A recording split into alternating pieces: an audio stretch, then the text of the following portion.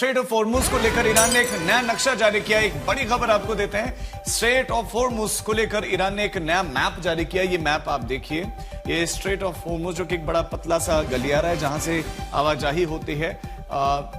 ये बिल्कुल नया मैप है जो जहाजों की आवाजाही को लेकर जारी किया गया है। ये ईरान की तरफ से जारी किया गया है। लेकिन मैप में क्या कहा गया है? बारूदी सुरंगों से बचने के लिए ये मैप जारी किया गया है। वही जंग के 39वें दिन जिस हॉर्मुज रूट को खोलने के वादे पर युद्ध विराम हुआ था, लेबनान पर इजरायली हमले जारी होने की वजह से ईरान ने उसे फिर से बंद कर दिया है। जो चंद जहाज रूट से गुजर रहे हैं, ईरान उनसे टैक्स वसूल रहा है। ईरान ने इस कदम के बाद युद्ध विराम पर संकट के बादल एक तरीके से मंडरा दिए। 39 दिनों की भीषण तबाही के बाद जंग थमी, अमेरिका ईरान में बातचीत पर सहमति बनी तो पूरी दुनिया ने राहत की सांस ली। लेकिन पाकिस्तान में दोनों मुल्कों के बीच शर्तों पर चर्चा के पहले स्थितियां फिर से बिगड़ती दिख रही हैं। लेबनान में इजराइल के हमले नहीं थम रहे और सबसे बड़ी बाधा स्ट्रेट ऑफ हॉर्मुज को लेकर बनी हुई है। बातचीत से पहले ईरान ने स्ट्रेट ऑफ हॉर्मुज पर नया दांव चलकर स्थितियां और भी जटिल कर दी है। ईरान ने हॉर्मुज से गुजरने वाले जहाजों पर सख्ती पहले से और बढ़ा दी है। साथ ही जहाजों की आवाजाही की अधिकतम सीमा भी तय कर दी है। ईरान ने हॉर्मुज से रोजाना 15 जहाजों को ही गुजरने की अनुमति दी है। साफ है कि अपनी शर्तों पर सहमति बनने तक ईरान ऊर्जा सप्लाई के इस रूट पर अपने सैन्य दबदबे को किसी सूरत में कम करने को तैयार नहीं और ईरान के इसी रुख के चलते स्ट्रेट ऑफ हॉर्मुज में स्थितियां सामान्य नहीं हो पा रही। सीज फायर के बाद ही हॉर्मुज पर हालात नाजुक हैं। सीज फायर के बाद भी शिपिंग कंपनियों में डर बना हुआ है, लिहाजा जहाज ईरान के तट के पास से गुजरने में हिचकिचा रहे हैं। बुधवार को इस रूट से केवल 4 जहाज ही गुजरे, जबकि उससे पहले 5 दिनों में औसतन 9 जहाज इस रास्ते से गुजर रहे थे। शिपिंग इंडस्ट्री के जानकारों का कहना है कि बड़े पैमाने पर जहाजों के कतार में लगने या तैयारी का भी कोई संकेत नहीं है। यानी युद्ध विराम के बाद भी हॉर्मुज की बाधा इतनी आसानी से पार होती नहीं दिख रही है।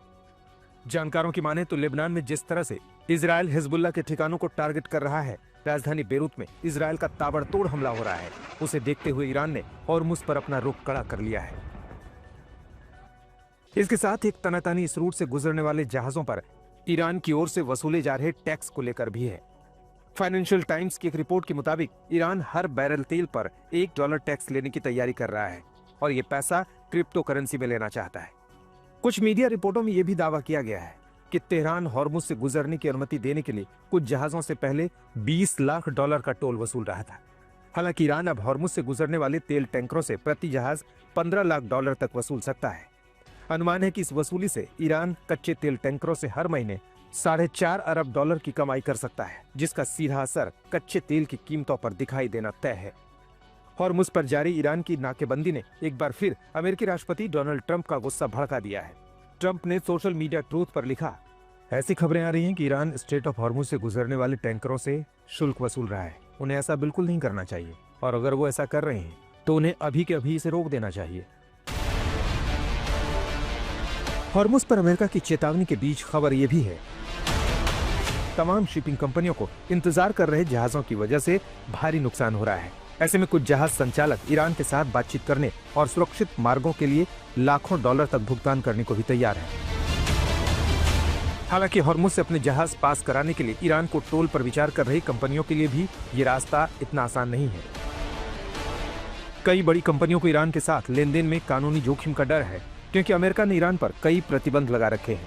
ये प्रतिबंध किसी तरह की लेन देन की प्रक्रिया को बेहद जटिल बना देते हैं। ऐसे में हॉर्मुज रूट के जरिए दुनिया पर जारी ऊर्जा संकट का समाधान इतना आसान नजर नहीं आता, क्योंकि ईरान ये मान रहा है कि खाड़ी में चल रही जंग के युद्ध विराम तक आने और अमेरिका के सामने अपनी शर्तें मनवाने के लिए हॉर्मुज से ज्यादा मजबूत रास्ता कोई नहीं हो सकता।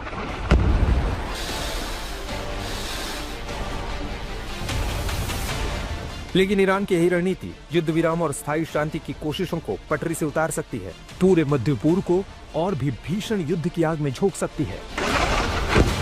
आज तक ब्यूरो।